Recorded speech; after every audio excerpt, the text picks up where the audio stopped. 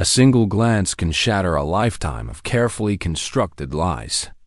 For Madison Vale, a 23-year-old server struggling to keep her grandmother's memory alive, that glance came in the form of an antique sapphire brooch pinned to a stranger's lapel. For Vincent Ashford, a real estate magnate who'd built his empire on the bones of forgotten neighborhoods, it was the first crack in a fortress he thought was impenetrable. She was just refilling water glasses. He was just another wealthy face in a sea of power suits. But when she recognized that brooch, identical to the one her grandmother clutched in her final moments, everything changed. This is the story of how one observation unraveled 3 generations of buried secrets. The Edison Room was the kind of restaurant where silence cost extra. Crystal chandeliers refracted soft amber light across white tablecloths, and conversations were conducted in hushed, reverential tones, as if the $60 appetizers demanded respect. Madison Vale moved through the dining room like a ghost, her black server's apron tied tight, her smile practiced and professional. She'd been working double shifts for 8 months now, ever since her grandmother Eleanor passed away and left behind a mountain of unpaid hospice bills.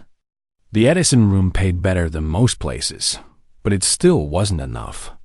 Every paycheck disappeared into a bottomless pit of debt, and every night Madison fell asleep wondering how much longer she could keep running on fumes.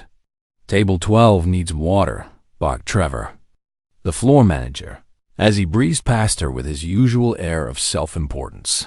Madison grabbed a crystal pitcher and made her way across the room. Table 12 was occupied by a man who radiated wealth the way streetlights radiated gloom. He sat alone, his charcoal suit perfectly tailored, his salt and pepper hair combed back with military precision. His face was angular and sharp, the kind of face that appeared on magazine covers under headlines like "The Man Who Bought Downtown." As she approached, something caught her eye. Pinned to his lapel was a brooch, an intricate piece of antique jewelry featuring a sapphire surrounded by tiny diamonds, shaped like a crescent moon cradling a star. The craftsmanship was unmistakable, delicate and ornate, clearly from another era. Madison's breath caught in her throat. She knew that brooch. She'd seen it every day of her childhood, resting in a velvet-lined box on her grandmother's knitstand. "Water, sir?" she managed, her voice barely steady. The man looked up, his gray eyes cool and assessing. "Yes, thank you." As she poured, her hands trembled slightly. The brooch glinted in the candlelight, and she couldn't stop staring at it.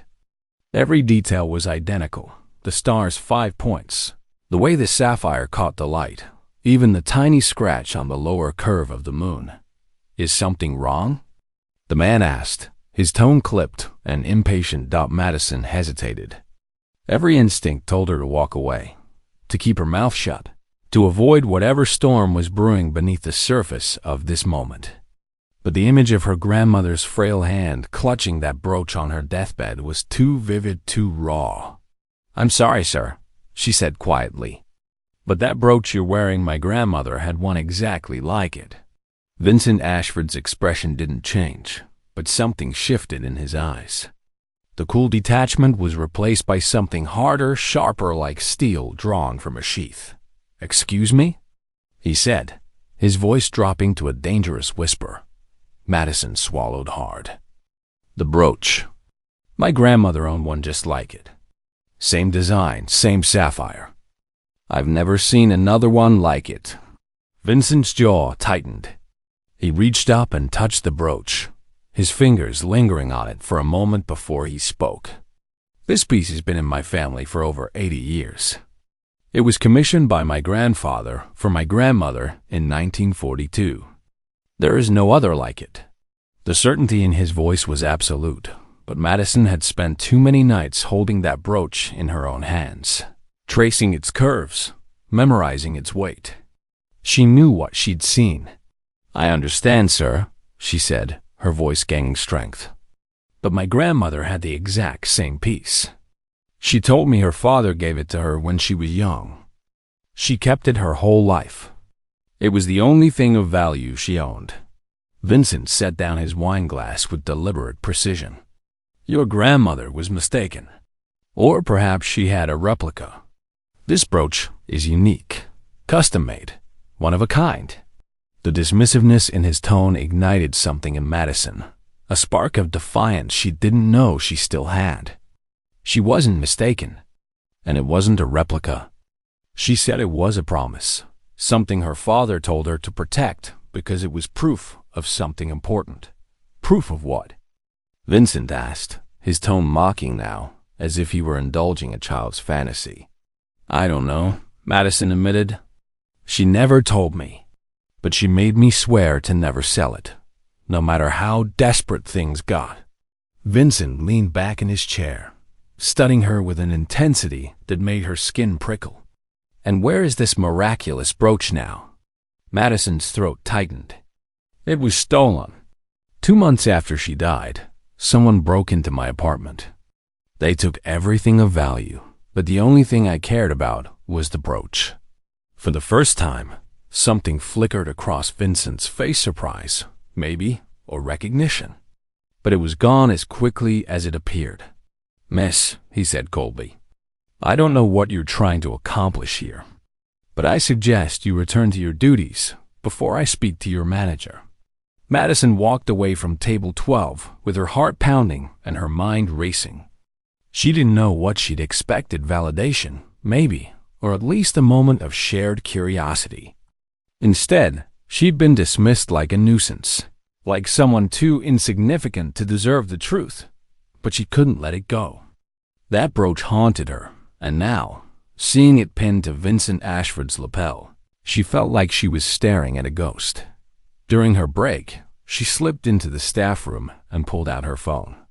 Her fingers flew across the screen as she searched for information about Vincent Ashford. What she found made her stomach turn. He was more than just a real estate magnate. He was a legacy, the heir to Ashford Developments, a company that had reshaped the city's skyline over the past 50 years.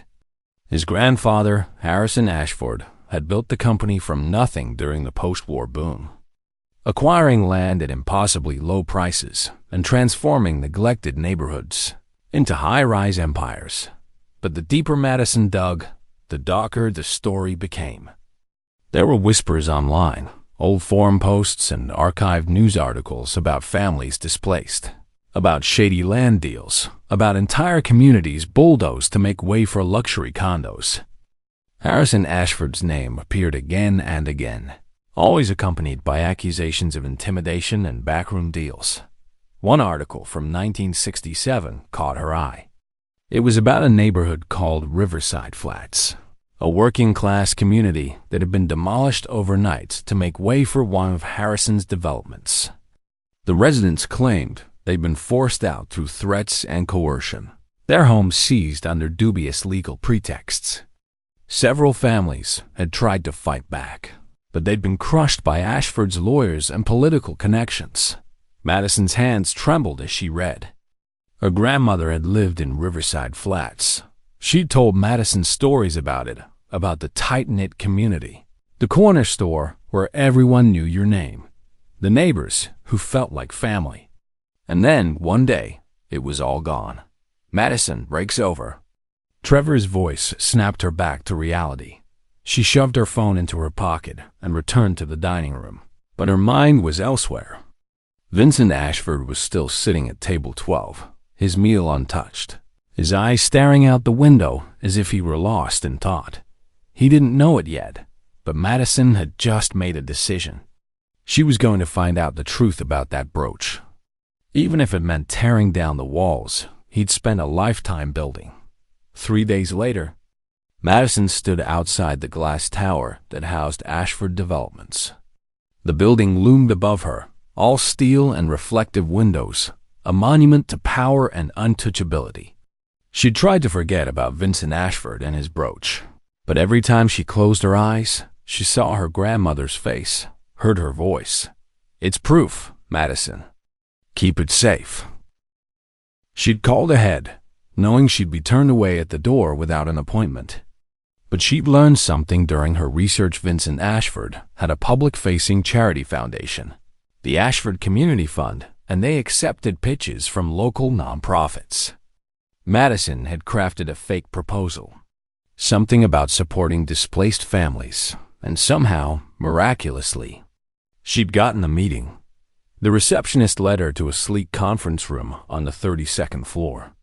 Madison sat at the long glass table, her heart hammering, her palms sweating. She didn't know what she was going to say. She only knew she needed answers. When Vincent entered the room, his expression shifted from polite professionalism to cold recognition in an instant.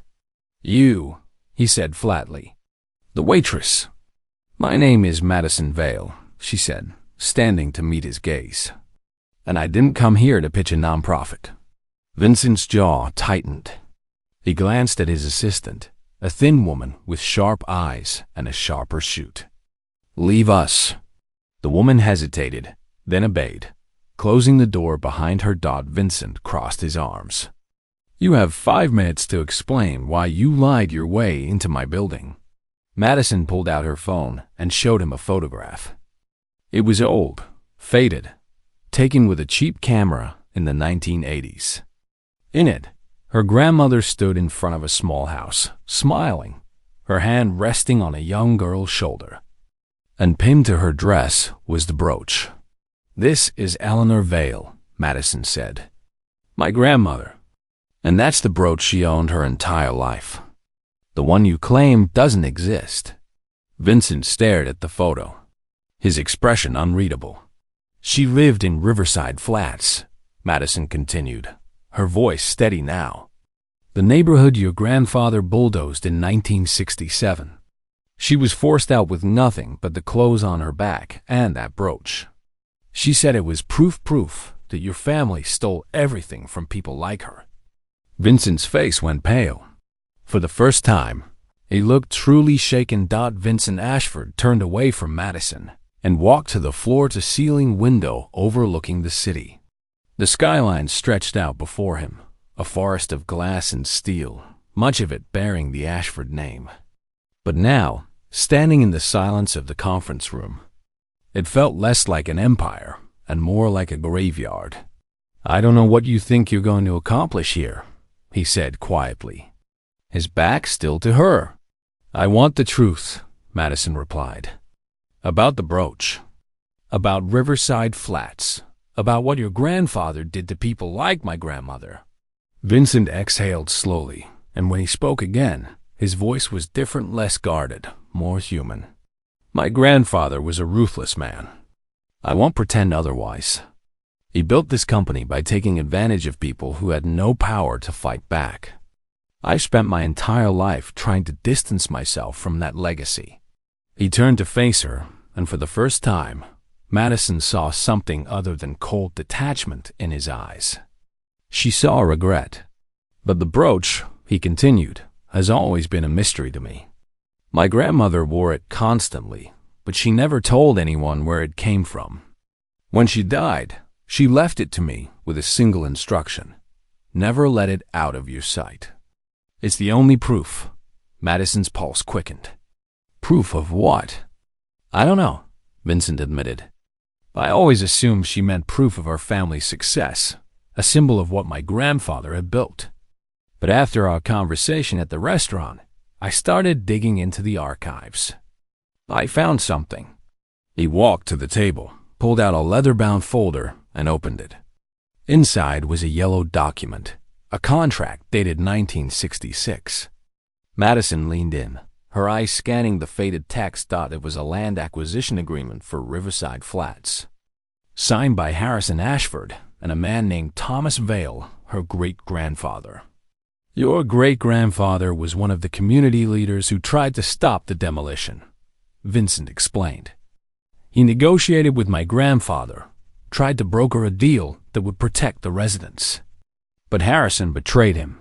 He forged documents, bribed officials, and had Thomas Vale arrested on fabricated charges. By the time Thomas was released, Riverside Flats was gone." Madison's hands trembled as she stared at her great-grandfather's signature. "And the brooch?" "I think," Vincent said quietly, "it was payment. A bribe to keep Thomas quiet." Madison's mind reeled as the pieces fell into place. The brooch wasn't just a family heirloom, it was a blood payment, a token of silence exchanged between two men in a moment of desperation. Her great-grandfather had taken it, not out of greed, but because he'd had no choice. Harrison Ashford had destroyed everything he loved, and the brooch was the only proof that it had ever existed. "Your grandmother must have known," Vincent said, his voice heavy with understanding. "She kept it because it was evidence of what happened, even if she didn't know the full story." Madison felt tears prick her eyes, but she blinked them away. "My grandmother lived her whole life in poverty because of what your grandfather did. She worked 3 jobs just to survive. And you," she gestured around the opulent office, "you've lived like a king." Vincent's face tightened. "I didn't choose to inherit this. I didn't ask to be born into this family. But you've benefited from it," Madison shot back. "Every building you own, every dollar in your account, it's all built on the backs of people like my family." The silence that followed was suffocating. Vincent stared at her, his jaw clenched, his fists balled at his sides. For a moment, Madison thought he might throw her out, call security, and bury the truth just like his grandfather had. But then, slowly, his shoulders sagged. "You're right," he said, his voice barely above a whisper. "You're absolutely right." He walked back to the window, his reflection faint against the glass. "I spent my entire career trying to do things differently, trying to build developments that actually help communities instead of destroying them. But no matter what I do, I can't escape the shadow of what came before." Madison watched him, her anger softening into something more complex, not forgiveness, but understanding. Vincent Ashford wasn't the villain of this story. He was just a man trapped by the sins of his ancestors, trying and failing to outrun a legacy he never wanted. "What are you going to do?" she asked. Vincent turned to face her, and for the first time, she saw resolve in his eyes. "I'm going to make it right. Not just for you, but for everyone my grandfather hurt. It's time to stop running from the truth." 6 weeks later, Madison stood in a community center in what used to be Riverside Flats. The building was modest, with scuffed floors and folding chairs arranged in neat rows. But it was packed former residents who'd been displaced decades ago. Their children and grandchildren, journalists, and activists who'd spent years fighting for justice dotted at the front of the room. Vincent Ashford stood behind a podium, his hands gripping the edges as he stared out at the crowd. Madison sat in the front row, the brooch now returned to her pinned to her jacket. Vincent had given it back without hesitation, along with an apology that felt genuine, if inadequate. "My name is Vincent Ashford," he began, his voice steady but raw, "and I'm here to take responsibility for the actions of my family." The room was silent. Tension thick in the air. In 1967, my grandfather, Harrison Ashford, orchestrated the demolition of Riverside Flats. He used intimidation, bribery, and fraud to force families from their homes. He destroyed a community for profit, and he never faced consequences for what he did. A murmur rippled through the crowd. "I can't undo the past," Vincent continued. "I can't bring back what was lost, but I can offer restitution. Ashford Developments will establish a trust fund of $50 million to compensate the families who were displaced. Additionally, we will build affordable housing on the site where Riverside Flats once stood, prioritizing former residents and their descendants." The crowd erupted, some in applause, others in tears. Madison felt her own eyes stinging as she watched Vincent step down from the podium, his face pale but determined. Afterward, as the room slowly emptied, Vincent approached her. "Thank you," he said quietly, "for not letting me hide from this." Madison looked at him, this man who'd been a stranger just weeks ago and now felt like something more, an ally, maybe, or a cautionary tale. "This doesn't erase what happened," she said, "but it's a start." Vincent nodded. "I know." As he walked away, Madison touched the brooch on her jacket. It no longer felt like a burden or a secret. It felt like a promise kept, a promise that the truth, no matter how long buried, would always find its way to the light. A year later, Madison stood at the groundbreaking ceremony for the new Riverside Commons. The site was transformed, no longer a forgotten lot, but a place buzzing with hope and possibility. Affordable apartments would rise here, alongside a park, a community garden, and a memorial wall listing the names of everyone who'd been displaced. Madison's name was on that wall, alongside her great-grandfather's and her grandmother's. It was a small thing, but it mattered. It meant they hadn't been forgotten. Vincent stood beside her, no longer the cold, untouchable magnate she'd met in the restaurant. He was different now, humbled, maybe, or just more human. They weren't friends, not exactly, but they'd become something else. Partners in an act of reckoning. "Do you think she'd be proud?" Vincent asked, nodding toward the memorial wall. Madison thought of her grandmother, of the story she'd told about Riverside Flats, of the way her eyes would light up when she remembered the life she'd lost. "I think she'd be relieved," Madison said. "Relieved that the truth finally came out." Vincent smiled faintly. "I used to think success meant building the tallest buildings, making the most money. But now I realize it's about what you leave behind. And I don't want to leave behind a legacy of destruction." Madison looked out at the crowd, families reunited, old neighbors embracing, children playing on the grass. This was what her grandmother had fought for, even if she'd never lived to see it.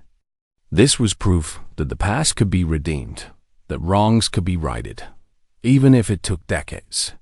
"My grandmother used to say something," Madison said softly. "She'd say, 'The truth is like a seed. You can bury it, but it'll always find a way to grow.'" Vincent nodded, his expression thoughtful. She was a wise woman. As the ceremony began, Madison touched the brooch one last time before unpinning it from her jacket. She walked to the memorial wall and placed it in a small glass case, a permanent reminder of where it had all started. The brooch glinted in the sunlight, its sapphire catching the light like a star. And for the first time in her life, Madison felt like she could finally let it go, not because it didn't matter, but because its purpose had been fulfilled. The truth had risen. The phoenix had flown. And justice, at long last, had come home.